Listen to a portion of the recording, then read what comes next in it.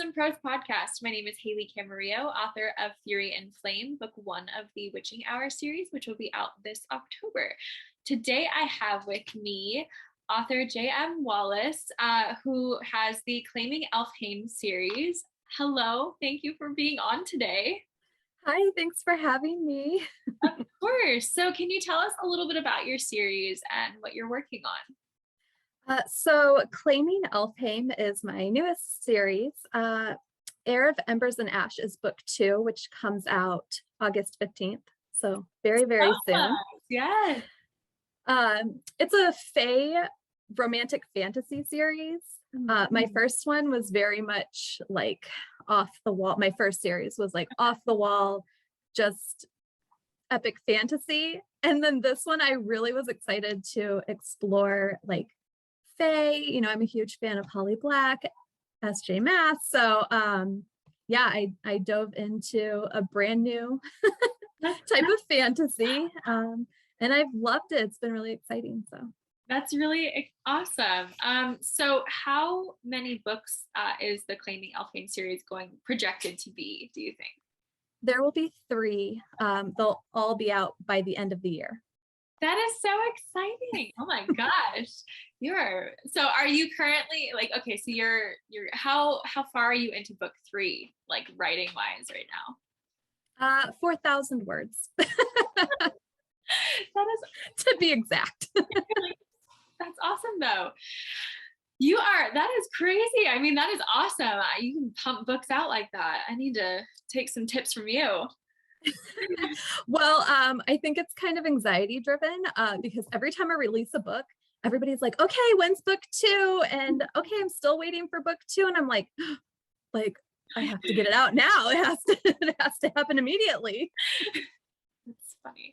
Well, I hopefully that will help kind of drive me when my book comes out. I've been lagging for sure on book 2. So what inspired Claiming Elfhame, the series? So when I tell this, it's a weird story. I was actually taking my kids to the trampoline park. And all year round, we listen to The Nightmare Before Christmas like soundtrack. Yeah. My 6-year-old loves it. So we were listening to like Jack's song, you know, his like, what is it? His like laminate or something. Oh yeah. And he's talking about like something out there and how like what he has just isn't enough. And I was like, oh, okay. So then I started thinking about these characters like an unseelie prince who is really unhappy with his lot in life and trying to be better than, you know, his dad and his brothers. And a girl who's trying to be perfect and fit this like mold that society has placed on her. And so I actually outlined the entire book in the car on the way to the trampoline park using like the phone voice thing. And by the end I was like, oh, I think I actually like have something here. I think this could work. That is so awesome. I love that. Car rides and, you know, Disney songs, they're super inspiring. Absolutely. All of my best ideas come in the car, so I completely get that. Yes, the car or the shower. Yes. It's true. All of our best ideas come there. They wait all day long until we're in that exact spot, and then they just come out. So have you always been a storyteller, or did you start writing at a certain point in your life? Like, tell us a little bit about that. I'd say I was always more of a like daydreamer. Okay. Starting out. I've always been a reader, obviously. I've been, you know, in love with books since I was little. And I wrote here and there, but it was more like, I always tell people like I had this pony when I was younger, and anytime I was out riding her, we were not like just riding through a field in Michigan. We were like off on some like fairy tale quest. So I've always kind of been like off in my own little world. Mm-hmm. And I've always thought if I could just put these to paper, you know, it maybe could be something that others would enjoy. That is awesome. I love that. That is so cool. So what is your writing process like? Are you a plotter? It sounds kind of like you're more of a plotter. Or are you a pantser? I'm in between. So I'm like a plantster, I guess. Yeah. I do like very skeletal outlines of I go by series first, and then I break it down by book. But I try not to go into too much detail, like scene by scene or chapter by chapter, because then I get stuck in my head, like, okay, well, it has to go this way. And then maybe when I'm writing, it wants to go, the characters want to go somewhere else. So I try to be lenient when it comes to that. Okay, that makes sense. Yeah, absolutely. So what have you found to be your biggest struggles with writing this series? I'd have to say finding the time is a big one.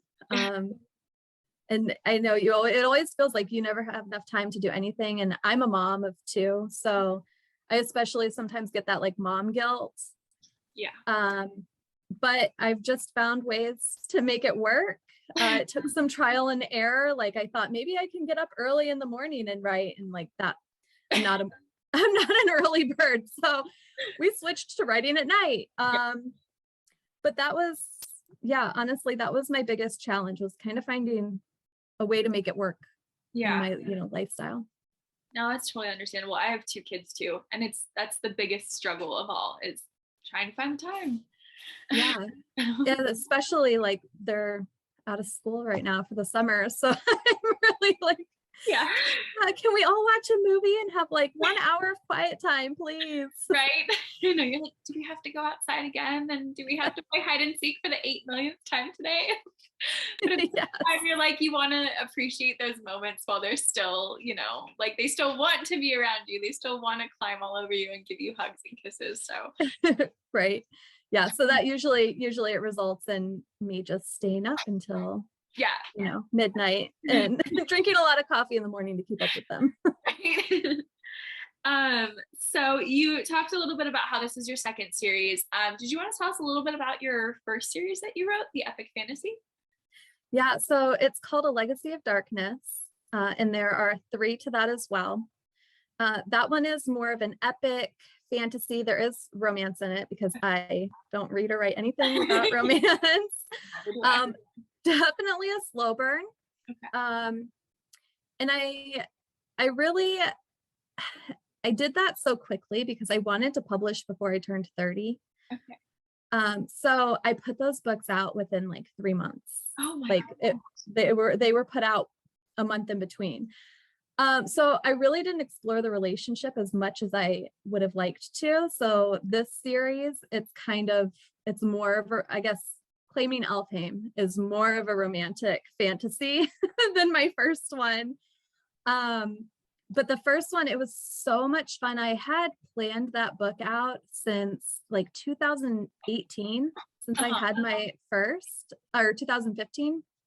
So it was a long time coming. I had a lot of like pins in Pinterest for it, just like waiting around for me. So when I sat down to write that, I think that's why I was able to do it so quickly, because it was just, it had been waiting to come out for so long. And it's a lot of, Celtic inspired folklore. It's quest based, found family tropes, enemies to lovers, like all of the things that I really love. Yes. All in one neat little package. So that is definitely my book baby. Aw, that is awesome. It sounds so fun.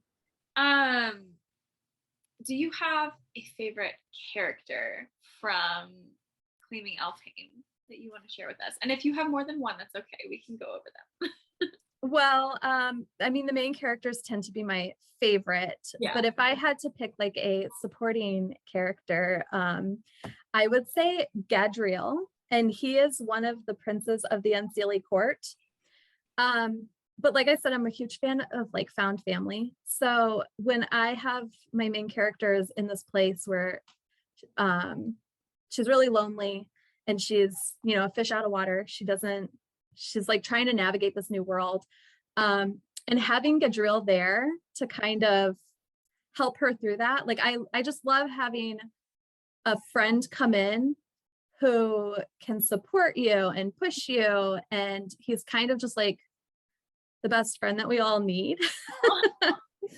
And he's also a troublemaker, which I like because Kelera is very, at least, you know, at the beginning, she's very needs to be perfect and everything needs to be the proper way. And he's like, oh, like, no, no, you're, let me show you like a good time. Okay. So I think a lot of people really appreciate his character and like, they say like, oh, he's my new best friend. Like he's my book best friend. I love that. That is so fun. Okay, so do you have a favorite scene without being too spoilery, or like a favorite quote or line or something that you could share with us from Claiming Elfhame? I will say it's not necessarily a line, but the love interest in the book has a nickname for our main character, Little Thief. And there's a very specific scene. I can't give too much detail without spoiling it. But every time I wrote, like every time he was talking to her and I wrote out Little Thief, I was just like, oh, like I love you. Like, it was like making me, the character's like making me swoon every time I type the words. I love that. That is amazing. I was just talking about this in a TikTok yesterday, how I love when characters have like a little phrase or something for some people. And that is one of my favorite things when I see that in a book, is that like, I'm gonna just adore the character because you've come up with some cute little nickname.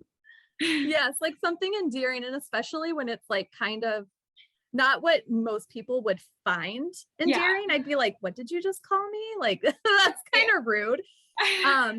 But it's something that's like between them and like part of that connection, especially because it is enemies to lovers, forced proximity type of thing, which is like my favorite my favorite tropes in the romance genre. So yeah, I was really happy with that one, and I still, every time I type it, I'm like, you're like, that's awesome. I love when you have those little moments as a author where it just makes you happy. Your own work, you're just like, oh, I love this.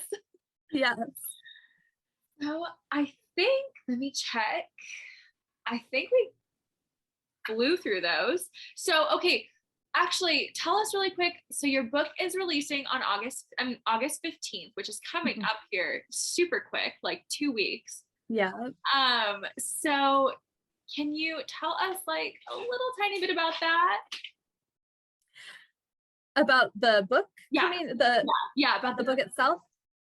Well, I can't give too much of the second book, but I can say in the first one, oh gosh, you're making me elevator pitch, huh? Sorry. No pressure. No pressure.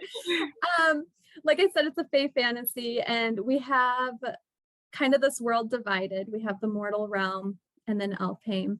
And Kelera's caught in the middle. She's half fae, half mortal. She doesn't know her mother.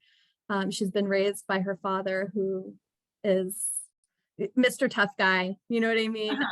You know, she hasn't had like the best role models. And so she's kind of tried to make herself fit in amongst the mortals. She's afraid of being an outcast, and she thinks that she has to act a certain way.